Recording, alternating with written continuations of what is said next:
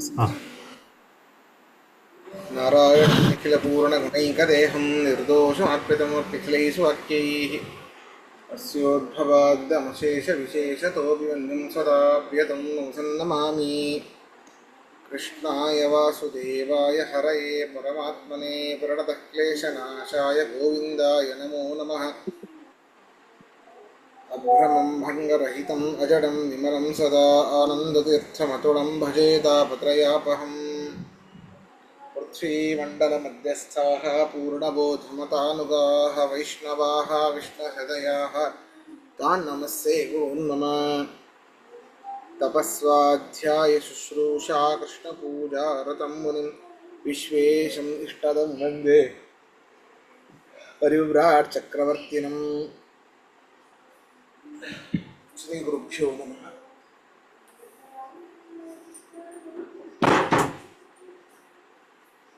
हरि ओं। 11ನೇ ಅಧ್ಯಾಯ 45ನೇ ಶ್ಲೋಕ. ಹೌದಾ? ಹೌದಾಚಾರ್ಯ. ಹೌದು ಆಚಾರ್ಯ. ಸರಿ, ಶುರು ಮಾಡೋಣ. ಅದೃಷ್ಟಪೂರ್ವಂ ಹೃಷಿತೋಸ್ಮಿ ದೃಷ್ಟ್ವಾ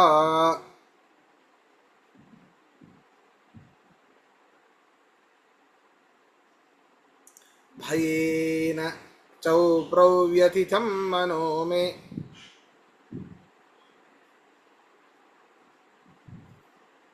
ತದೇವ ಮೇ ದರ್ಶಯ ದೇವರೂಪಂ.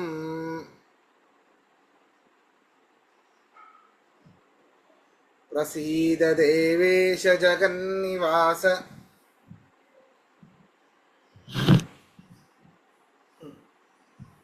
ಹೇ ದೇವ, ಈವರೆಗೆ ಏನು ಅದ್ಭುತವಾದ ರೂಪವನ್ನ ತೋರಿಸಿದ ನನಗೆ, ಆ ರೂಪ ಏನಿದೆ ಅದು ಹಿಂದೆಂದೂ ನೋಡದೇ ಇರುವಂಥದ್ದು. ನೋಡಿ, ನಾವೆಲ್ಲ ಹೇಳ್ತೇವೆ ಏನೋ ನಮ್ಮ ಅದೃಷ್ಟ ಇತ್ತು ಹೀಗೆ ಹೋದ್ವಿ ಅಂತ. ಅದೃಷ್ಟ ಅಂದ್ರೆ ಏನು ಗೊತ್ತಾ? ನೋಡದೇ ಇರೋದನ್ನೇ ಅದೃಷ್ಟ ಅಂತ ಕರಿತೇವೆ. ಅದೃಷ್ಟ ಪೂರ್ವಂ, ಪೂರ್ವಂ ಹಿಂದೆ, ಅದೃಷ್ಟಂ ದೃಷ್ಟ ಅಂದ್ರೆ ನೋಡಿರುವಂಥದ್ದು, ಅದೃಷ್ಟ ನೋಡದೇ ಇರುವಂಥದ್ದು. ಇಲ್ಲಿಯವರೆಗೆ ಅದೃಷ್ಟವಾದಂತಹ ಈ ನಿನ್ನ ರೂಪವನ್ನ ನೋಡಿ ಹೃಷಿತೋಸ್ಮಿ, ಬಹಳ ಬಹಳ ಸಂತುಷ್ಟನಾಗಿದ್ದೇನೆ. ಓಹ್, ನೋಡ್ರಿ, ಸಂತೋಷ ಇದ್ದಲ್ಲಿ ಭಯ ಇರೋದಿಲ್ಲ. ಆದರೆ ಇವನು ಹೇಳ್ತಾ ಇದ್ದಾನೆ, ಭಯೇನ ಚ ಪ್ರವ್ಯಥಿತಂ ಮನೋಮೇ, ನನ್ನ ಮನಸ್ಸು ಭಯದಿಂದಲೂ ಕೂಡ ನಡಗಿ ಹೋಗಿದೆ. ಭಯ ಇದ್ದಲ್ಲಿ ಸಂತೋಷ ಇರೋದಿಲ್ಲ. ಭಯ ಬಂದಾಗ ಬೆವತು ನೀರಾಗಿ ಬಿಡ್ತೇವೆ, ದುಃಖ ಆವರಿಸಿಕೊಳ್ಳುತ್ತೆ. ಆದರೆ ಇಲ್ಲಿ ಸಂತೋಷವೂ ಇದೆ, ಅದ್ಭುತವಾದ ಸಂತೋಷವೂ ಇದೆ, ಭಯವೂ ಇದೆ. ಅದೇ ಪರಮಾತ್ಮನ ವಿಶೇಷ ಕ್ವಾಲಿಟಿ. ಅರ್ಥಾತ್ ಇನ್ನ ಸರಿಯಾಗಿ ಪರಿಪಕ್ವವಾಗಿರಲಿಲ್ಲ ಆ ಅರ್ಜುನನ ಒಂದು ಜ್ಞಾನ ಅಂತ ಅರ್ಥ. ಸರಿಯಾಗಿ ಪರಿಪಕ್ವವಾಗಿದ್ದರೆ ಅಲ್ಲಿರುವಂತಹ ಅನೇಕ ಋಷಿಮುನಿಗಳು ಕೂಡ ನೋಡಿದ್ದಾರೆ, ಕೈ ಎತ್ತು ನಮಸ್ಕಾರ ಮಾಡಿದ್ದಾರೆ, ಕೈ ಎತ್ತಿ. ಅವರಿಗೂ ಭಯ ಆಗಿಲ್ಲ. ಮಹಾ ಸಾಧು ಸಂತರು ಅವರೆಲ್ಲರೂ, ಅವರ್ಯಾರಿಗೂ ಭಯ ಆಗಿಲ್ಲ, ಸಂತೋಷವಾಗಿದೆ. ಆದರೆ ಇವನಿಗೆ ಹಾಗಲ್ಲ, ಭಯವೂ ಆಗಿದೆ ಅಂತ. ಆದ್ದರಿಂದ ಹೇ ದೇವಾದಿ ದೇವನೇ, ಹೇ ಜಗದಾಧಾರನೇ, ಆ ನಿನ್ನ ಮೊದಲಿನ ರೂಪವನ್ನೇ ತೋರಿಸು, ನನ್ನನ್ನು ಉದ್ಧಾರ ಮಾಡು ಅಂತ ಬೇಡ್ಕೊಳ್ತಾ ಇದ್ದಾನೆ ಅರ್ಜುನ. ಬರ್ಕೊಳ್ಳಿ. ಹೇ ದೇವ, ಎಲೈ ದೇವನೇ, ಹೇ ದೇವ, ಎಲೈ ದೇವನೇ,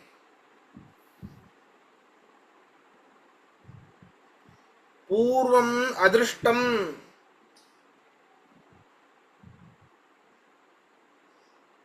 ಪೂರ್ವಂ ಅದೃಷ್ಟಂ,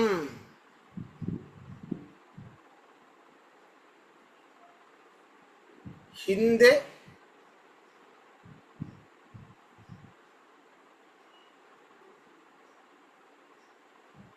ನೋಡದ, ಹಿಂದೆ ನೋಡದ, ತವ ರೂಪಂ ನಿನ್ನ ರೂಪವನ್ನು, ತವ ರೂಪಂ ನಿನ್ನ ರೂಪವನ್ನು,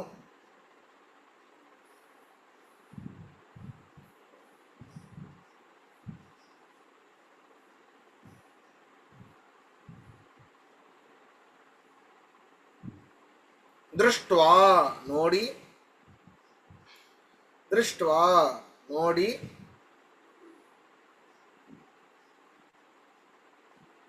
ಹೃಷಿತೋಸ್ಮಿ ಸಂತುಷ್ಟನಾಗಿರುವೆನು, ಹೃಷಿತೋಸ್ಮಿ ಸಂತುಷ್ಟನಾಗಿರುವೆನು,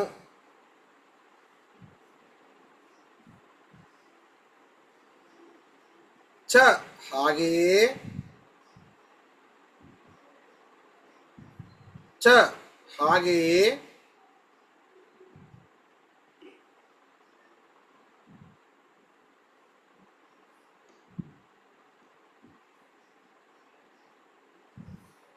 ಮೇ ಮನಃ ನನ್ನ ಮನಸ್ಸು,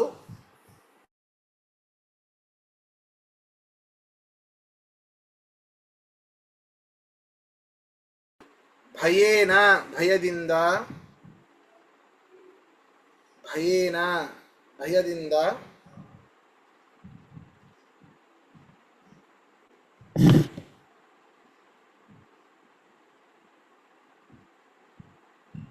ಕೇಳಿಸ್ತಾ ಇದೆಯಲ್ಲ ಸರಿಯಾಗಿ?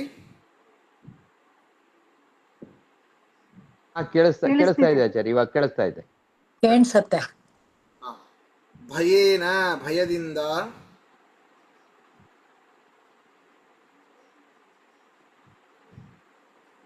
ಪ್ರವ್ಯಥಿತಂ ಪ್ರವ್ಯಥಿತಂ ನಡುಗಿದೆ, ನಡುಗಿದೆ, ಹೇ ದೇವೇಶ,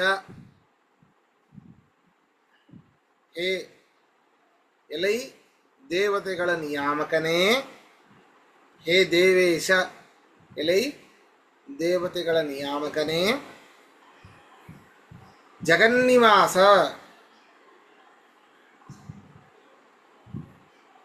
ಹೇ ಜಗದಾಧಾರನೇ, ಹೇ ಜಗನ್ನಿವಾಸ, ಹೇ ಜಗದಾಧಾರನೇ,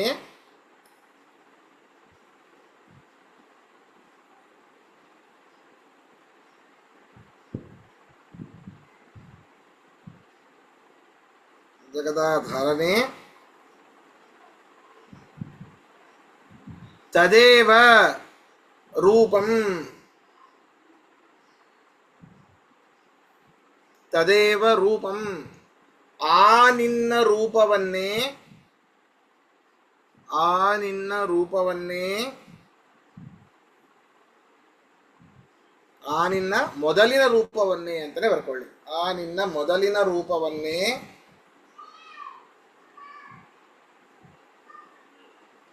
ದರ್ಶಯ ತೋರಿಸು,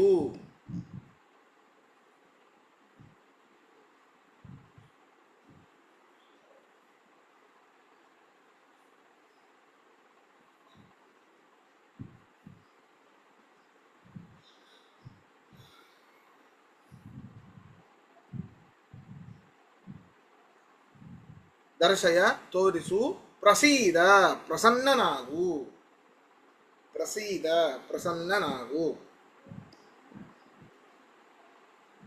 ಪ್ರಶ್ನೆ ಇದ್ರೆ ಕೇಳಿ.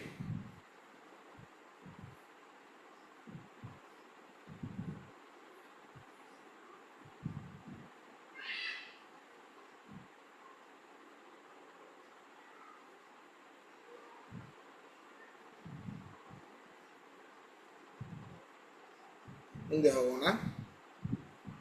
ಆ ರೂಪ ಹೇಗಿತ್ತು ಅಂತ ಹೇಳ್ತಾ ಇದ್ದಾನೆ.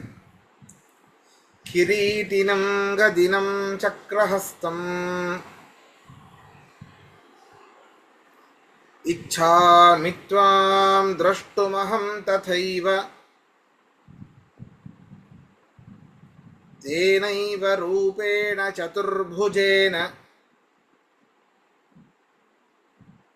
ಸಹಸ್ರಬಾಹೋ ಭವ ವಿಶ್ವಮೂರ್ತೆ.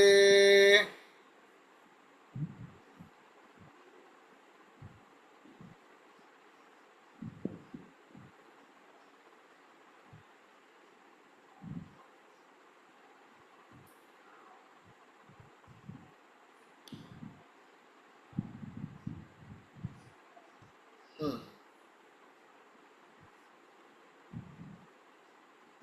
ತಥೈವ ಅಂತ ಬರ್ಕೊಳ್ಳಿ.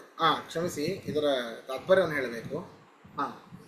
ಹೇಗೆ ನಾನು ಈ ಒಂದು ವಿಶ್ವರೂಪವನ್ನು ನೋಡಿರುವೆನೋ, ನಿನ್ನ ಒಂದು ವಿಶ್ವರೂಪವನ್ನು ನೋಡಿರುವೆನೋ, ಹಾಗೆಯೇನೆ ಹಿಂದೆ ನೋಡಿರುವಂತಹ ಆ ಚತುರ್ಭುಜಧಾರಿಯಾದಂತಹ, ಚತುರ್ಭುಜಗಳಲ್ಲಿ ಶಂಖ, ಚಕ್ರ, ಗದಾ, ಪದ್ಮಗಳನ್ನು ಧರಿಸಿರುವಂತಹ ನಿನಗೆ ಅನಂತ ಬಾಹು ಈ ವಿಶ್ವರೂಪದಲ್ಲಿ, ಅನಂತ ಶಿರಗಳು ಈ ಒಂದು ವಿಶ್ವರೂಪದಲ್ಲಿ. ಅದರಲ್ಲಿ ಹಾಗಲ್ಲ, ಚತುರ್ಭುಜ, ಬರೀ 4 ಬಾಹುಗಳು, ಅದರಲ್ಲಿ ಇಂತಹ ಆಯುಧಗಳು, ಒಂದೇ ತಲೆ, ಅದಕ್ಕೆ ಒಂದು ಕಿರೀಟ. ಹೀಗೆ ಕಿರೀಟಿನಂ, ಕಿರೀಟವನ್ನು ಧಾರಣೆ ಮಾಡಿರುವಂತಹ, ಗದಿನಂ, ಗದ ಎಂಬ ಆಯುಧವನ್ನು, ಗದಾಯುಧವನ್ನು ಧಾರಣೆ ಮಾಡಿರುವಂತಹ, ಕೈಯಲ್ಲಿ ಸದಾಕಾಲ ಚಕ್ರವನ್ನು ಹಿಡಿದಿರುವಂತಹ ಅಂತಹ ಆ ನಿನ್ನ ರೂಪವನ್ನು ನಾನು ನೋಡಲು ಬಯಸುತ್ತೇನೆ. ದ್ರಷ್ಟುಂ ಅಹಂ ಇಚ್ಛಾಮಿ, ನಿನ್ನ ಆ ರೂಪವನ್ನು ನಾನು ನೋಡಲು ಬಯಸುತ್ತೇನೆ.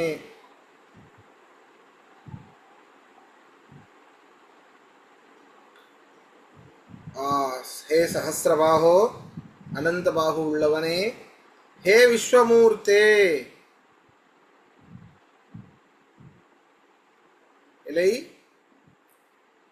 ಗುಣಪೂರ್ಣವಾದ ಶರೀರವುಳ್ಳವನೇ ಅಂತನೂ ಅರ್ಥ ಇದೆ. ಸದಾಕಾಲ ರೂಪ, ಎಲ್ಲ ಸರ್ವತ್ರ ವ್ಯಾಪ್ತನೇ ಅಂತ ಅರ್ಥ. ವಿಶ್ವಮೂರ್ತೆ, ವಿಶ್ವೇ ಸರ್ವತ್ರ ವ್ಯಾಪ್ತ, ವಿಶ್ವದಲ್ಲಿ ಎಲ್ಲ ಕಡೆ ವ್ಯಾಪ್ತನಾಗಿರುವಂಥವನು, ಆದ್ದರಿಂದ ಅವನು ವಿಶ್ವಮೂರ್ತಿ. ಆದ್ದರಿಂದ ನೀನು ಆ ಮೊದಲಿನ ರೂಪದಲ್ಲಿ ಏನೇ ಇರು, ತೇನೈವ ರೂಪೇಣ ಭವ, ಆ ಮೊದಲಿನ ರೂಪದಂತೆಯೇ ನೀನು ಇರು ಎಂಬುದಾಗಿ, ಅರ್ಥಾತ್ ನಿನ್ನ ಆ ಒಂದು ಮೊದಲಿನ ರೂಪವನ್ನು ನನಗೆ ತೋರಿಸು ಎಂಬುದಾಗಿ ಇಲ್ಲಿ ಅರ್ಜುನ ಹೇಳ್ತಾ ಇದ್ದಾನೆ. ನೋಡಿ, ಸೀರಿಯಲ್ಲೆಲ್ಲ ತೋರಿಸ್ತಾರೆ, ಹೌದಾ? ಏನೂ ಇರೋದಿಲ್ಲ ಅವನಿಗೆ, ಬರೀ ಮಾಮೂಲು ನಮ್ಮ ಹಾಗೆಯೇ ಇರ್ತಾನೆ. ಆಗಾಗ ಅದೇ ಬಲಗೈಯಿಂದ ಅದೇ ಎಡಗೈಯಿಂದ ಚಕ್ರವನ್ನು ಬಿಡ್ತಾ ಇರ್ತಾನೆ. ಪರಮಾತ್ಮನಿಗೆ ಸದಾಕಾಲ ಚತುರ್ಬಾಹುಗಳು. ಬಾಲಕನಾಗಿದ್ದಾಗಲೂ, ಹುಟ್ಟಿದ ಅರ್ಥಾತ್ ಅವನ ಅವತಾರವಾದಾಗನಿಂದಲೂ ಕೂಡ ಚತುರ್ಭುಜಧಾರಿಯೇ ಆಗಿದ್ದಾನವನು. ಎಲ್ಲ ವೇದಗಳೂ ಪರಮಾತ್ಮನ ಬಗ್ಗೆ ಹೇಳ್ತಾ ಇವೆ. ಅನೇಕ ಋಷಿಮುನಿಗಳು ಇವನೇ ಸಾಕ್ಷಾತ್ ನಾರಾಯಣ, ಇವನೇ ನಮಗೆ ಮೋಕ್ಷಕ್ಕೆ ದಾರಿ ಎನ್ನುವುದು ಅವರಿಗೆ ಗೊತ್ತಿದೆ. ಆದರೆ ಯಶೋದೆ ಮೊದಲಾದ ಇವರಿಗೆ ಬರ್ತಾ ಗೊತ್ತಾಯಿತು ಬಿಡಿ, ಆದರೆ ಈ ದುರ್ಯೋಧನ ಮೊದಲಾದವರಿಗೆ ಗೊತ್ತೇ ಆಗಲಿಲ್ಲ. ಭೀಷ್ಮದ್ರೋಣಾದಿಗಳಿಗೆ ಗೊತ್ತಿತ್ತು. ಯತ್ರ ಯೋಗೇಶ್ವರ ಕೃಷ್ಣ ಯತ್ರ ವಾಹೋ ಧನುರ್ಧರ ತತ್ರ ಶ್ರೀ ವಿಜಯೋರ್ಭೂತಿ ಧ್ರುವಾನಿ ತಿರುಮ ತಿರುಮಮ. ಎಲ್ಲಿ ಕೃಷ್ಣ ಅರ್ಜುನ ಇರ್ತಾರೋ ಅಲ್ಲಿಯೇನೇ ವಿಜಯ. ಕಟ್ಟಿಟ್ಟ ಬುತ್ತಿ. ಯಾಕೆ? ಸಾಕ್ಷಾತ್ ಪರಮಾತ್ಮ, ಸಮಸ್ತ ಈ ಒಂದು ಪ್ರಪಂಚವೇನೆ, ಇಡೀ ವಿಶ್ವವೇನೆ ಅವನಿಗೆ ಸಹಾಯ ಮಾಡುತ್ತೆ. ಅರ್ಥಾತ್ ಅಷ್ಟು ಅವನು ಅಸಹಾಯಕನ ಪರಮಾತ್ಮ ಅಂತ ಅರ್ಥ ಮಾಡ್ಕೊಳ್ಬಾರ್ದು. ಅವನ ಇಚ್ಛೆಯಂತೆ ನಡೆಯುತ್ತೆ ಅಂತ ಅರ್ಥ.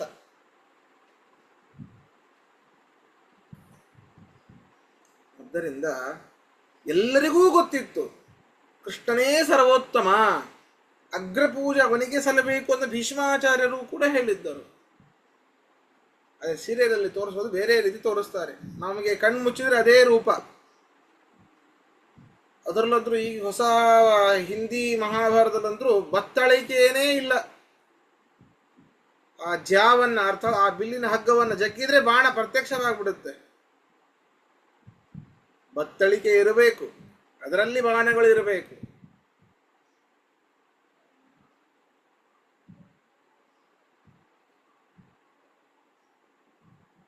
ಹಾಗಲ್ಲ, ನಿಜವಾದ ಪರಮಾತ್ಮನ ರೂಪ ಚತುರ್ಭುಜ, ಸದಾಕಾಲ. ಅದನ್ನ ಹೇಳ್ತಾ ಇದ್ದಾರೆ ಇಲ್ಲಿ, ಬರ್ಕೊಳ್ಳಿ.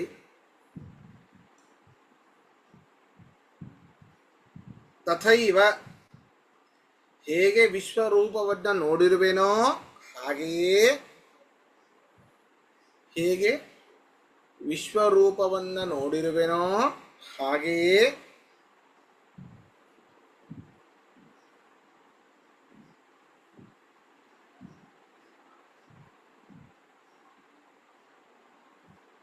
ಚತುರ್ಭುಜೇನ ರೂಪೇಣ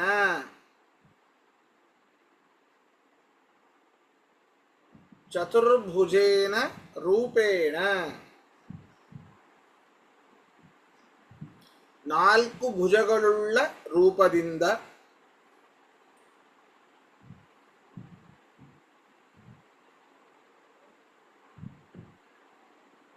ನಾಲ್ಕು ಭುಜಗಳುಳ್ಳ ರೂಪದಿಂದ ತೇನೈವ ಹಿಂದೆ ನೋಡಿರುವ ತೇನೈವ ಹಿಂದೆ ನೋಡಿರುವ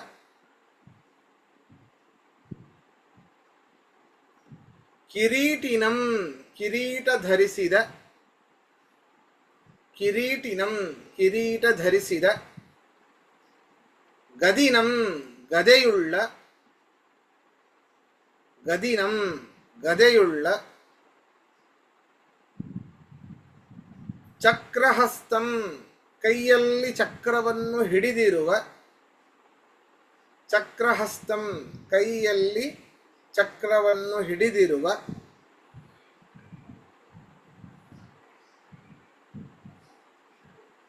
ತ್ವಾಂ ನಿನ್ನನ್ನು ತ್ವಾಂ ನಿನ್ನನ್ನು ಅಹಂ ನಾನು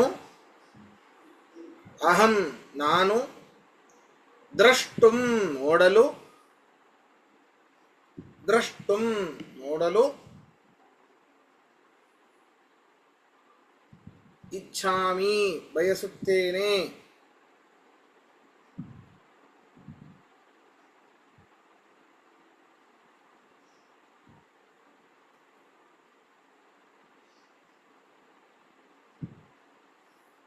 ಇಚ್ಛಾಮಿ ಬಯಸುತ್ತೇನೆ ಹೇ ಸಹಸ್ರಬಾಹೋ ಹೇ ಅನಂತಬಾಹು ಉಳ್ಳವನೇ ಹೇ ಸಹಸ್ರಬಾಹೋ ಅನಂತಬಾಹು ಉಳ್ಳವನೇ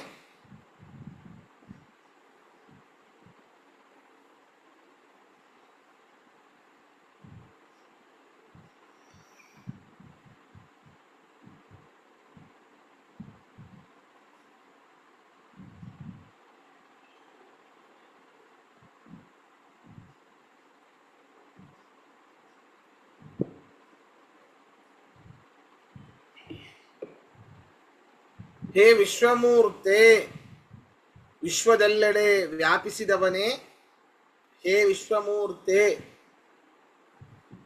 ವಿಶ್ವದೆಲ್ಲೆಡೆ ವ್ಯಾಪಿಸಿದವನೇ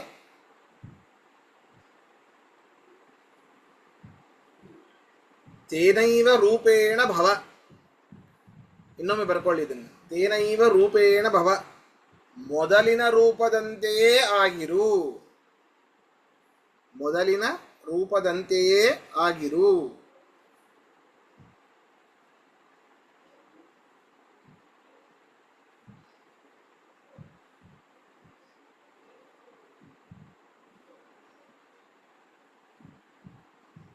ಪ್ರಶ್ನೆ ಇದ್ರೆ ಕೇಳಿ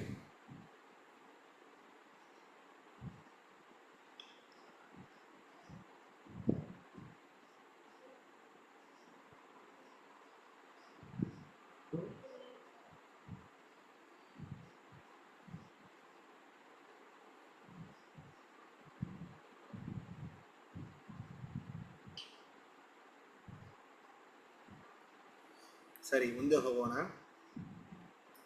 ಪರಮಾತ್ಮ ಹೇಳ್ತಾ ಇದ್ದಾನೆ ಶ್ರೀ ಭಗವಾನುವಾಚ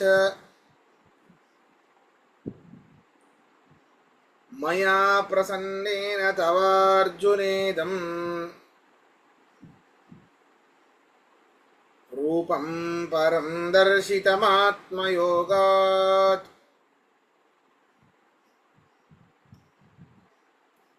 ತೇಜೋಮಯಂ ವಿಶ್ವಮನಂತಮಾದ್ಯಂ ಯನ್ಮೇ ತ್ವದನ್ಯೇನ ನ ದೃಷ್ಟಪೂರ್ವಂ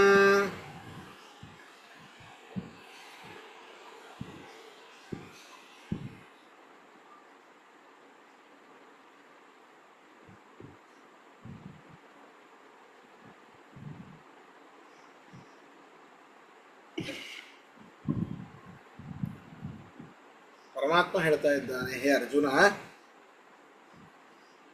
ನೋಡಿ, ಎಷ್ಟೇ ತಪಸ್ಸು ಮಾಡಿದರೂ ಪರಮಾತ್ಮ ಸಿಗೋದಿಲ್ಲ, ಎಷ್ಟೇ ವ್ರತಗಳನ್ನ ಆಚರಣೆ ಮಾಡಿದರೂ ಪರಮಾತ್ಮ ಸಿಗೋದಿಲ್ಲ, ನೀವು ಎಷ್ಟೇ ಭಕ್ತಿ ಮಾಡಿದರೂ ಕೂಡ ಪರಮಾತ್ಮ ಸಿಗೋದಿಲ್ಲ. ಅಯ್ಯೋ ಏನಿದು? ಪರಮಾತ್ಮ ಸಿಗಬೇಕು ಅಂದರೆ ಭಕ್ತಿ ಒಂದೇ ಮಾರ್ಗ. ಸಂಪತ್ತು, ನಾವು ಒಳ್ಳೆ ಕರ್ಮಾಚರಣೆ, ಇದ್ಯಾವುದೂ ಉಪಯೋಗವಿಲ್ಲ. ಹಾಗಾದರೆ ಪರಮಾತ್ಮ ಸಿಗೋದು ಹೇಗೆ? ಸಿಗ್ತಾನಂತೆ. ಯಮೈವೇಷ ವೃಣತೆ ತೇನ ಲಭ್ಯ. ನಾನು ಇಂಥವರಿಗೆ ನನ್ನ ರೂಪವನ್ನು ತೋರಿಸಬೇಕು ಅಂತ ಮನಸ್ಸು ಅವನಿಗಾದಾಗ ಅವನು ನಮಗೆ ಸಿಗ್ತಾನಂತೆ. ನೀವು ಏನೇ ಮಾಡಿದ್ರು, ಎಷ್ಟೇ ತಿಪ್ಪರ್ಲಾಗ ಹಾಕಿದ್ರು ಕೂಡ ಸಿಗೋದಿಲ್ಲ ಪರಮಾತ್ಮ.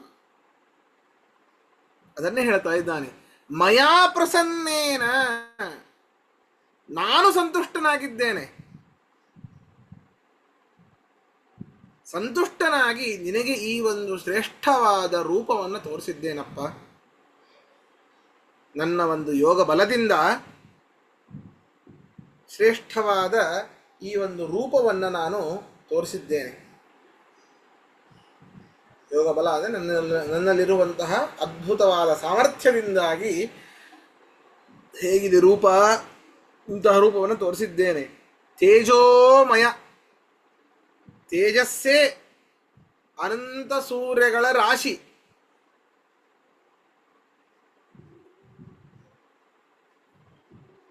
ವಿಶ್ವಮನಂತ ಮಾಧ್ಯಂ, ಸದಾಕಾಲ ದೇಶ ಕಾಲಗಳಲ್ಲಿ ವ್ಯಾಪಿಸಿದೆ. ಇಂತಹ ಕಾಲದಲ್ಲಿ ಇಲ್ಲ ಅಂತಿರಲಿಲ್ಲ. ಈಗೂ ಆ ಒಂದು ವಿಶ್ವರೂಪ ಇದೆ, ನಮಗೆ ನೋಡ್ಲಿಕ್ಕಾಗೋದಿಲ್ಲ. ಪರಮಾತ್ಮ ನಮ್ಮ ಮೇಲೆ ಸಂತುಷ್ಟನಾಗಿಲ್ಲ. ಅನಂತಂ, ಸನಾತನವಾಗಿದೆ, ಎಲ್ಲಿ ತನಕ ಇರ್ತದೆ? ಕೊನೆ ತನಕ ಇರ್ತದೆ. ಆದ್ಯಂ, ಎಲ್ಲಿಂದ ಶುರುವಾಗಿದೆ? ಮೊದಲಿನಿಂದಲೂ ಶುರುವಾಗಿದೆ.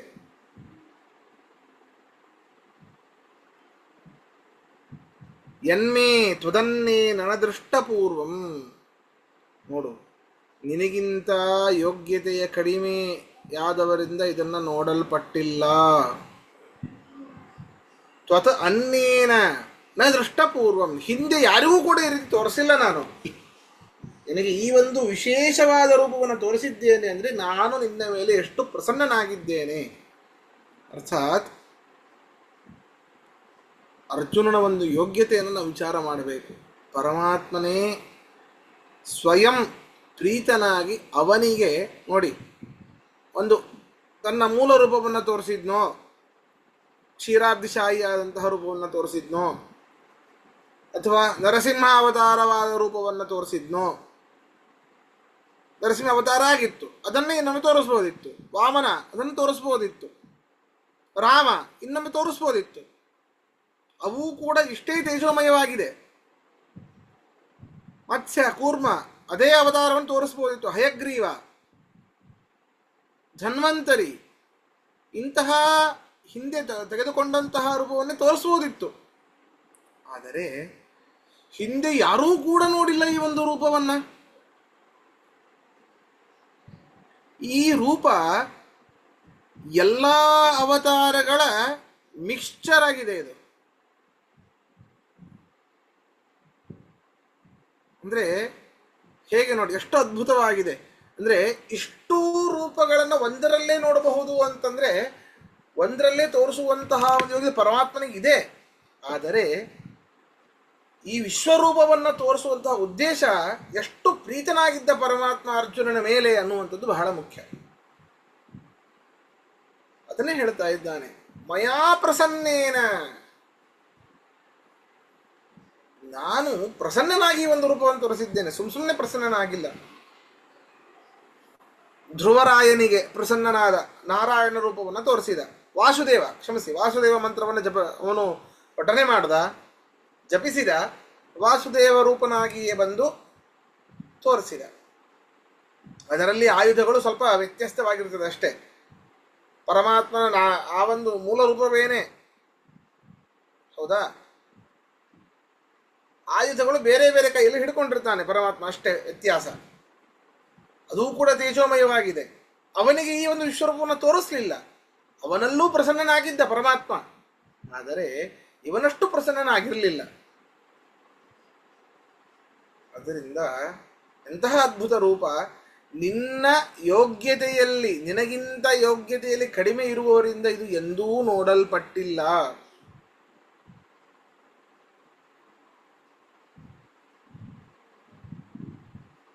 ಅಷ್ಟೇ ಅಲ್ಲ, ನಿನಗಿಂತ ಇನ್ನು ನಾವು ಸೇರಿಸ್ಕೊಳ್ಬೇಕು, ನಿನಗಿಂತ ಮೇಲೆ ಇರುವಂತಹವರಿಂದಲೂ ಕೂಡ ಈ ಒಂದು ರೂಪವನ್ನು ನೋಡಲ್ಪಟ್ಟಿಲ್ಲ. ಯಾರಿಗೂ ತೋರಿಸಿಲ್ಲ ಪರಮಾತ್ಮ. ನೋಡಲು ಶಕ್ತಿ ಇದ್ದಾರೆ ಬ್ರಹ್ಮವಾಯುದೇ, ಹೌದಾ? ಅವರಿಗೆಲ್ಲರಿಗೂ ಗೊತ್ತು ಇಂತಹ ಪರಮಾತ್ಮನ ರೂಪ ಇದೆ ಅಂತ ಗೊತ್ತು. ಅವರನ್ನ ಬಿಟ್ಟು ಬಿಡಿ, ಇಂದ್ರನ ತನಕ ತಗೊಳ್ಳಿ ನೀವು. ಅವರು ಇವನಿಗಿಂತ ಬಹಳ ಉತ್ತಮೋತ್ತಮರು. ಗರುಡಶೇಷ ರುದ್ರರನ್ನು ಬಿಟ್ಟು ಬಿಡಿ, ಇನ್ನುಳಿದ ಕೆಳಗೆ ಇಂದ್ರನಿಂದ ಶುರು ಮಾಡಿಕೊಂಡು ಬ್ರಹ್ಮವಾಯುಗಳಿಗೆ ಗೊತ್ತಿದ್ದಷ್ಟು ಗರುಡಶೇಷ ರುದ್ರರಿಗೆ ಗೊತ್ತಿಲ್ಲ. ಗರುಡಶೇಷರ ರುದ್ರದೇವರಿಗೆ ಗೊತ್ತಿದ್ದಷ್ಟು ಇಂದ್ರಾದಿ ದೇವತೆಗಳಿಗೆ ಗೊತ್ತಿಲ್ಲ. ಹೀಗೆ ಆದರೂ ಅವರು ತಮ್ಮ ಒಂದು ಯೋಗ ಶಕ್ತಿಯಿಂದಾಗಿ ಧ್ಯಾನದ ಮೂಲಕ ಪರಮಾತ್ಮನನ್ನ ಆ ಒಂದು ರೂಪವನ್ನು ನೋಡಿರಬಹುದು. ಆದರೆ ಈ ರೀತಿ ಪ್ರತ್ಯಕ್ಷವಾಗಿ ಮುಂದೆಯೇನೆ ಇನ್ನೋಡಿಗೂ ಕೂಡ ಯಾರಿಗೂ ತೋರಿಸಿಲ್ಲ. ಅದರಿಂದ ಎಷ್ಟು ಪ್ರಸನ್ನನಾಗಿದ್ದಾನೆ ಪರಮಾತ್ಮ! ನಿನಗಿಂತ ಯೋಗ್ಯತೆಯಲ್ಲಿ ಕಡಿಮೆ ಇರುವವರಿಂದ ಯಾರಿಂದಲೂ ಕೂಡ ಇದನ್ನು ನೋಡಲ್ಪಟ್ಟಿಲ್ಲ. ಇಂತಹ ರೂಪವನ್ನು ನಾನು ನಿನಗೆ ತೋರಿಸಿದ್ದೇನೆ ಎಂಬುದಾಗಿ ಇದರಲ್ಲಿ ಹೇಳ್ತಾ ಇದ್ದಾರೆ. ಇದರ ಅರ್ಥವನ್ನು ನಾಳಿನ ಪಾಠದಲ್ಲಿ ನೋಡೋಣ. ಶ್ರೀಕೃಷ್ಣಾರ್ಪಣಮಸ್ತು. ಮಧ್ವೇಶ್ವರ. ನಮಸ್ಕಾರ ಗುರುಗಳೇ. ಶ್ರೀಕೃಷ್ಣ ಅರ್ಪಣ ಮಧುವೇಶ ಅರ್ಪಣ. ನಮಸ್ಕಾರ ಆಚಾರ್ಯ. ನಮಸ್ಕಾರ ಆಚಾರ್ಯ, ಧನ್ಯವಾದಗಳು.